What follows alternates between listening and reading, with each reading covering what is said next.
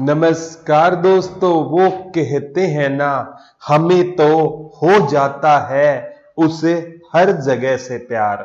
हमें तो हो जाता है उसे हर जगह से प्यार, जहां बैठकर तेरे बारे में सोच लिया करते हैं। नमस्कार दोस्तों, एक बार फिर से आपका हार्दिक स्वागत है आपके अपने YouTube चैनल जीके भाई प्रदीप सर पे। और बच्चे कह रहे थे सर हरियाणा और इंडिया जीके के मिक्सअप ये क्वेश्चन स्टार्ट रखना। बच्चों ऐसा नहीं हो सकता आप कहो और हम न रखें। और ये सीरीज कब तक आपको चलानी है, हर एक बच्चा कमेंट करके जरूर बताइएगा। तो प्यारे बच्चों, आज का सेशन हम स्टार्ट कर रहे हैं। आज बच्चों हरियाणा और इंडिया जीके के मिक्स क्वेश्चन पढ़ेंगे। ये क्वेश्चन आया हुआ था, हरियाणा के अधिकांश जंगल खालिस्तान दर्जे के हैं, इसलिए इन जंगलों में साल, बबूल और बांस के पेड़ पाए जाते हैं। तो हरियाणा के अधिकांश जंगल है ना शुष्क पर्णपाती है। हरियाणा के अधिकांश जंगल कैसे रहेंगे प्यारे बच्चों? शुष्क पर्णपाती रहेंगे।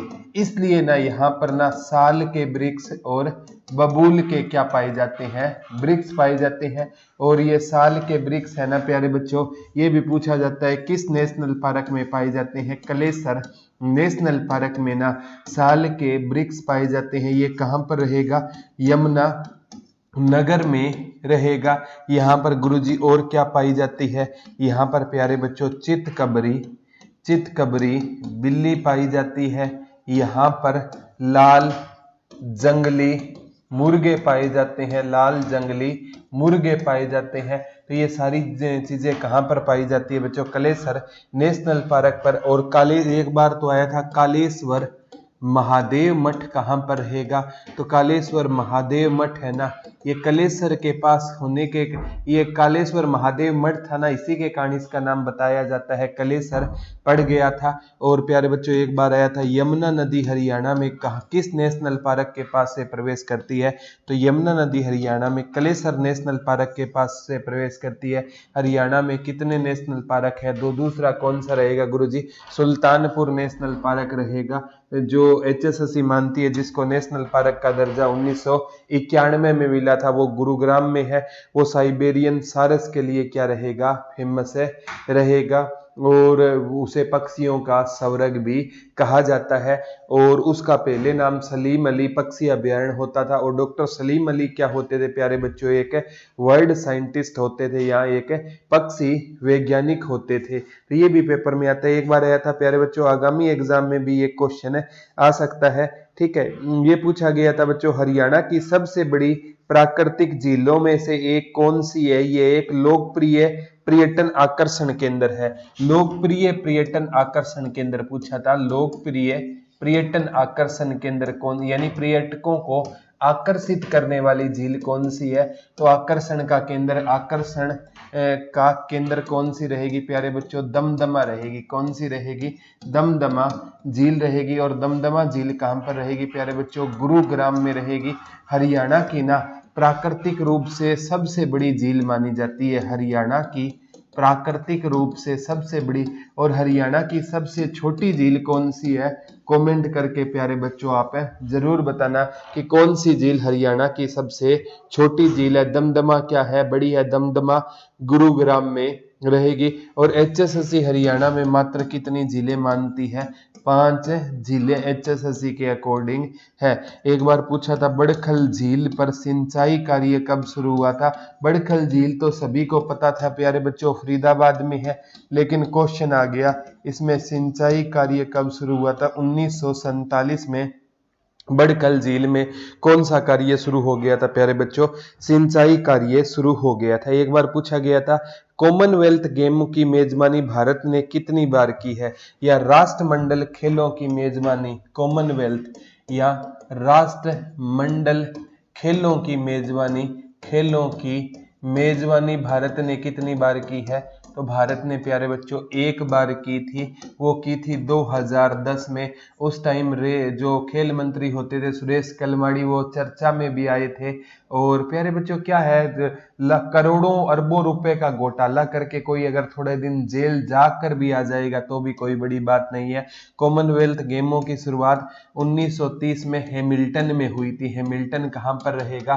कनाडा में रहेगा। और भारत ने कॉमनवेल्थ गेम में 1934 में क्या लिया था? पार्ट लिया था। और सबसे पहले कहते हैं मिल्खा सिंह ने 1958 में, ये भी क्वेश्चन प्यारे बच्चों आपसे पूछा जा सकता है कि 1958 में मिल्खा सिंह ने ना पहला स्वर्ण पदक जीता था। सबसे पहला स्वर्ण पदक किसने व्यक्तिगत रूप से किसने जीता था? 1958 में मिल्खा सिंह ने जीता था। किसने जीता था? और बच्चों मिल्खा सिंह है ना अपनी जीवन में जितनी कमाई नहीं कर पाई है ना, और कोई एक्टर मिल्खा सिंह पर भाग मिल्खा भाग फिल्म बनाकर उतने पैसे कमा लेता है जितनी मेहनत उस इंसान ने की और लाइफ टाइम कमाई नहीं कर पाया। तो ये लक की बात होती है प्यारे बच्चों, और कभी कभी है ना हम मानते नहीं है लक होता है। प्यारे बच्चों आपने देखा होगा लक क्या होता है? जिस दिन आपका एग्जाम मतलब हो और उससे पहले दिन आपकी तबीयत खराब हो जाए, या एग्जाम में आप किसी कारणवश लेट पहुंचो, हर चीजें प्यारे बच्चों मैटर करती है। बीरबल से अगर कोई इंटेलिजेंट कोई नहीं था, अकबर के माथे पर राजयोग था लेकिन बीरबल के माथे पर राजयोग नहीं था। बीरबल हजारों अकबर पैदा कर सकता था लेकिन खुद राजा नहीं बना क्योंकि लक नहीं था। और लक प्यारे बच्चों आप बदल सकते हो, मैं नहीं कहता, कुछ लक मेहनत के द्वारा ना हम लक को चेंज कर सकते हैं। तो मेहनत पर विश्वास करना, हाथों की लकीरों पर विश्वास मत करना मेरे दोस्त। किस्मत उनकी भी होती है जिनके हाथ नहीं होते, इस बात का ध्यान रखना है प्यारे बच्चों। यहां से भी क्वेश्चन बनेंगे, ठीक है। एक बार पूछा गया था बच्चों सबसे इंपॉर्टेंट कि आगामी एग्जाम में आ सकता है, राष्ट्रीय किसान दिवस 23 दिसंबर को किसकी जयंती के अवसर पर होता है? तो बच्चों चौधरी चरण सिंह, चौधरी चरण सिंह, चौधरी चरण सिंह, ठीक है। इनकी याद में 23 से मतलब है ना दिसंबर को कौन सा दिवस होता है? राष्ट्रीय ये किसान दिवस होता है। चौधरी चरण सिंह ऐसे प्रधानमंत्री होते थे बच्चों, कहते हैं जिन्होंने प्रधानमंत्री होते हुए बिना लोकसभा का कभी क्या नहीं किया था? सामना नहीं किया था। 23 दिसंबर 1902 को उत्तर प्रदेश में चौधरी चरण सिंह का क्या हुआ था? जन्म हुआ था। ये पेपर में यहां से क्वेश्चन आता है। ये उत्तर प्रदेश के ना 2 बार कहते हैं मुख्यमंत्री भी रह चुके हैं, ये भी क्वेश्चन प्यारे बच्चों आ सकता है। 1967 में उत्तर प्रदेश के मुख्यमंत्री बने थे और 2 बार यूपी के मुख्यमंत्री भी रह चुके हैं, ये याद कर लेना, आगामी एग्जाम में भी आ सकता है। आगे आता है भारत के किस राज्य में मन्नार की खाड़ी समुद्री राष्ट्रीय उद्यान है? ये तमिलनाडु में है। मन्नार की खाड़ी समुद्री राष्ट्रीय उद्यान, मन्नार की खाड़ी समुद्री राष्ट्रीय उद्यान, मन्नार की खाड़ी समुद्री राष्ट्रीय उद्यान कहां पर रहेगा? मन्नार की खाड़ी समुद्री राष्ट्रीय उद्यान कहां पर रहेगा? तो ये कहां पर रहेगा प्यारे बच्चों? तमिलनाडु में रहेगा। पेरियार पूछे तो कहां पर हो जाएगा? केरल में हो जाएगा। पेरियार वाला पूछे तो कहां पर हो जाएगा? केरल में हो जाएगा। कहां पर हो जाएगा प्यारे बच्चों? केरल में हो जाएगा। राष्ट्रीय उद्यान केरल में, ये पेरियार नदी या पेरियार जो भी पेरियार से क्वेश्चन आए तो वो केरल में रहेगा। और साइलेंट वैली राष्ट्रीय उद्यान नीलगिरी पर्वत में केरल में हो जाएगा। और केरल का अर्थ है नारियलों की भूमि, ये भी क्वेश्चन आ सकता है। केरल का अर्थ क्या रहेगा? तो नारियलों की भूमि किसको कहा जाता है? तो नारियलों की भूमि प्यारे बच्चों किसको कहा जाता है? केरल को किसकी भूमि कहा जाता है? नारियलों की भूमि कहा जाता है। एग्जाम पॉइंट ऑफ व्यू से ये भी क्वेश्चन बन जाएंगे। मैं तो कहता हूं कोई भी क्वेश्चन आए मेरे प्यारे बच्चों का वो गलत नहीं होना चाहिए। और आप सभी के डिमांड पर हमने बच्चों HSSC कैट का जो कॉमन एंट्रेंस टेस्ट है ना, उसका महज 699 रुपए में बैच उसके रजिस्ट्रेशन स्टार्ट हो गए हैं। और 30 अप्रैल तक है ना प्यारे बच्चों आप 699 रुपए में 10 लाइव क्लास रहेगी। और बच्चे कह रहे हैं सर इतने में हो जाएगा क्या? तो प्यारे बच्चों होगा नहीं होगा, कोरोना के चलते हम बच्चों पर और दबाव नहीं डाल सकते प्यारे बच्चों। और 30 तारीख के बाद में अगर खर्चा पूरा नहीं हुआ तो प्यारे बच्चों थोड़ा सा कॉस्टिंग बढ़ानी पड़ सकती है, तो ये देख लेना अगर अच्छा लगे तो। एक नंबर दे देता हूँ प्यारे बच्चों 74,978 40047, इस पर कांटेक्ट करके ये बैच ले सकते हो प्यारे बच्चों। दुरीना का लिंक डिस्क्रिप्शन में, वहां जाकर चेक कर लेना। एक बार है था अंबाला की सैन्य छावनी कब स्थापित हुई थी? तो 1843 में बनी थी ये प्यारे बच्चों, जो पहले करनाल में होती थी। या क्वेश्चन की लैंग्वेज वो चेंज कर देगा, अंबाला कैंट कब बना? तो अंबाला कैंट है ना, ये कब बना? 1847 में बना अंबाला में। पहले ये कहाँ पर होता था? करनाल में होता था। अनिल विज का विधानसभा क्षेत्र भी पूछा जा सकता है। अनिल विज का विधानसभा क्षेत्र कौन सा रहेगा? अंबाला कैंट। या 1857 की क्रांति की हरियाणा में शुरुआत कहाँ से हुई थी? हरियाणा में अंबाला कैंट से 1857 की क्रांति की क्या हुई थी? शुरुआत हुई थी। या ये भी पूछा जा सकता है बच्चों, अंबाला से एक क्वेश्चन और आ सकता है, जोहराबाई का संबंध कहाँ से होता था? तो जोहराबाई का संबंध अंबाला से होता था। या वो पूछ लेगा, परिणीति चोपड़ा का संबंध कहाँ से था? अंबाला से था। या वो पूछ लेगा, जूही चावला का संबंध कहाँ से था? अंबाला से था। या वो पूछ लेगा, ओम पुरी का संबंध कहाँ से था? अंबाला से था। ठीक है, ये अंबाला को कौन सी सिटी कहा जाता है प्यारे बच्चों? साइंस सिटी कहा जाता है। सबसे ज्यादा घरों में जो मिक्सी यूज होती है उनका भी अंबाला में बनती है, तो मिक्सी सिटी भी अंबाला को कहा जाता है प्यारे बच्चों। ये अंबाला से क्वेश्चन बनते हैं। और सुषमा स्वराज ये क्वेश्चन आता है बच्चों, दिल्ली की पहली महिला मुख्यमंत्री कौन थी? तो दिल्ली की पहली महिला मुख्यमंत्री कौन थी? सुषमा स्वराज थी। और सुषमा स्वराज जी का भी संबंध कहाँ से था? अंबाला से था। और हिसार में ना 2002 में दूरदर्शन केंद्र का हरियाणा में एकमात्र दूरदर्शन केंद्र है, और उसका उद्घाटन किसने किया था? सुषमा स्वराज ने किया था। तो सुषमा स्वराज का भी संबंध कहाँ से हो जाएगा प्यारे बच्चों? अंबाला से हो जाएगा। कहाँ से हो जाएगा? सुषमा स्वराज का संबंध भी कहाँ से हो जाएगा? अंबाला से हो जाएगा। और अभी है ना बच्चों, अंबाला में एक बस स्टैंड है, उसका ये भी क्वेश्चन आ सकता है कि अंबाला के बस स्टैंड का नाम बदलकर क्या कर दिया गया है? तो अंबाला में जो बस स्टैंड था ना, उसका नाम बदलकर प्यारे बच्चों सुषमा स्वराज बस स्टैंड कर दिया गया है। अंबाला में जो बस स्टैंड था ना, उसका नाम बदलकर क्या कर दिया गया है? सुषमा स्वराज बस स्टैंड कर दिया गया। सुषमा स्वराज से क्वेश्चन उनका मतलब 14 फरवरी को इनका क्या हुआ था? अंबाला में जन्म हुआ था। तो ऐसे क्वेश्चन प्यारे बच्चों आगामी एग्जाम पॉइंट ऑफ व्यू से बहुत ज्यादा क्या हो जाएंगे? जरूरी हो जाएंगे। और एक पानीपत का जो तीसरा युद्ध हुआ था ना, ये पूछा जाता है कहां पर हुआ? काला अम्ब। तो ये अंबाला मत कर देना, यहां से तो ये क्वेश्चन आता है। इसका नाम अम्मों की अधिकता के कारण इसका नाम क्या पड़ा था? अंबाला पड़ा था। लेकिन काला अम्ब जगह कहां पर है? पानीपत में। तो अम्मों की अधिकता के कारण अंबाला एक बार आया था। माता ग्रुप डी का क्वेश्चन था, अंबा देवी का मंदिर कहां पर है? तो माता अंबा देवी का मंदिर कहां पर रहेगा प्यारे बच्चों? अंबाला में रहेगा। कुछ कहते हैं अंबा राजपूत ने किसको बसाया था? अंबाला को किसने बसाया था प्यारे बच्चों? अंबा नामक राजपूत ने अंबाला को बसाया था। ये भी आगामी एग्जाम में क्वेश्चन आ सकता है। एक बार आया था प्यारे बच्चों, आगामी एग्जाम में भी यहाँ से क्वेश्चन बनने के चांसेस रहेंगे। ये मैं कहता हूं बच्चों। ये वर्तमान 1 दिसंबर 2019 को भारत के मुख्य न्यायाधीश कौन है? शरद अरविंद बोबडे 47वें नंबर के रहेंगे। Chief justice of India Sharad Arvind Bobde रहेंगे। ठीक है, ये 47वें नंबर के क्या रहेंगे? सीजीआई चीफ जस्टिस ऑफ क्या रहेंगे? इंडिया रहेंगे। ये भी क्वेश्चन आ सकता है।